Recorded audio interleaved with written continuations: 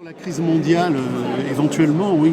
C'est-à-dire que pendant un certain nombre de décennies qui ont correspondu à ce qui a suivi la phase de reconstruction des années 45, 55, 65, on a eu effectivement une crise de surproduction qui rendait compte de la crise de la baisse du taux de profit et de la crise du capital en général, mais qui pouvait être compensée par des masses de fictivité bancaire et monétaire relativement encore possibles. Là, on va réellement rentrer dans le temps qui vient dans quelque chose d'explosif, parce que l'intégralité des mécanismes de falsification, de renvoi à autre chose par des multitudes de politiques écrans est en train de devenir impossible. C'est-à-dire que pour reprendre Marx, on rentre enfin dans ce temps où la production de la production ne va plus pouvoir se reproduire, puisque la reproduction de cette production qui était possible par le mirifique théâtre d'illusion du crédit et de l'endettement est en train de se rendre impossible en faisabilité tangible.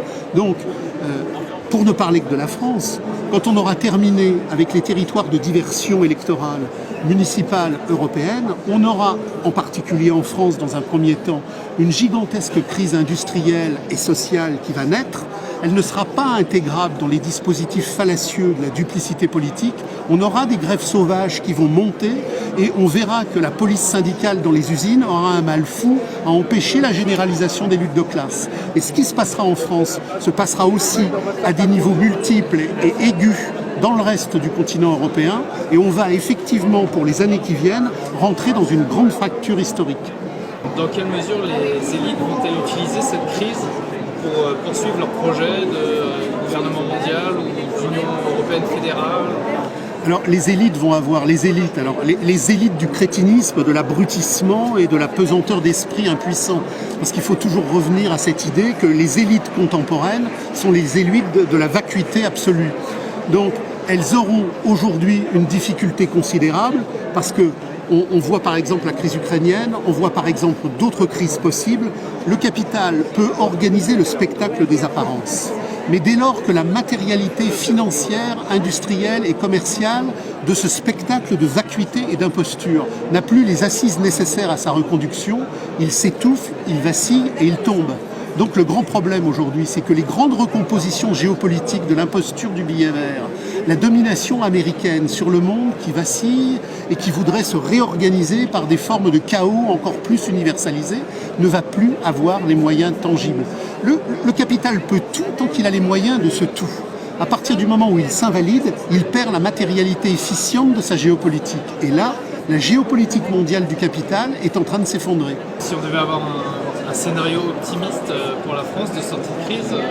Pour les gens qui sont sur un terrain subversif de radicalité anti-marchande, la seule sortie de crise, c'est l'abolition du capital et c'est la déstructuration totale de cette société de merde absolue, comme disait Marx. Donc il y a deux sorties de crise.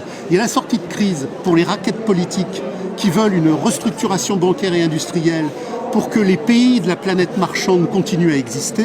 Et il y a la sortie subversive au nom de la communauté de l'être qui veut effectivement l'incendie universel pour le retour à la vraie vie humaine. Quelle est votre opinion à propos des bases autonomes durables? Alors, les bases autonomes durables, c'est tout à fait intéressant. Mais je discutais tout à l'heure avec un lecteur sur la Commune de Paris et on parlait justement des bases autonomes durables.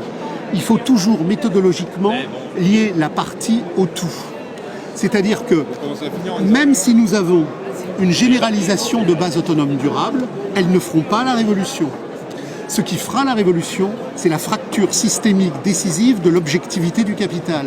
Et même si les bases durables sont peu nombreuses, même si les bases durables sont limitées, ce qui fera l'émergence de bases durables offensives, c'est la crise du capital. Merci. Ça a été, non? Je vais faire une petite question bonus. Oui. Demain, dimanche 23 mars, auront lieu les élections municipales. La question, est-ce que vous allez voter? Si oui, pourquoi? Si non, pourquoi? Et qu'est-ce que vous conseillez aux Français qui se rendront peut-être demain aux urnes?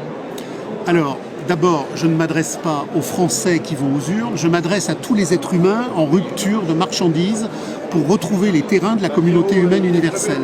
Ce que nous a appris la Commune de Paris, comme ce que nous ont appris les insurrections chouennes et vendéennes, ce que nous ont appris tous les toutes les grandes fractures lecture de 36 et de 68, c'est que l'avenir de notre vie humaine contre la marchandise n'est pas dans les urnes.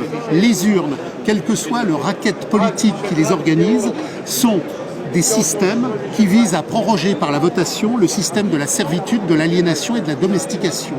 Le choix qui nous est posé aujourd'hui pour les années à venir n'est pas de choisir un mode de domestication en la marchandise pour une économie donnée contre une autre économie donnée. Le choix qui nous est posé, c'est à bas la politique, à bas l'économie et vive l'insurrection de l'être pour l'abolition de l'argent.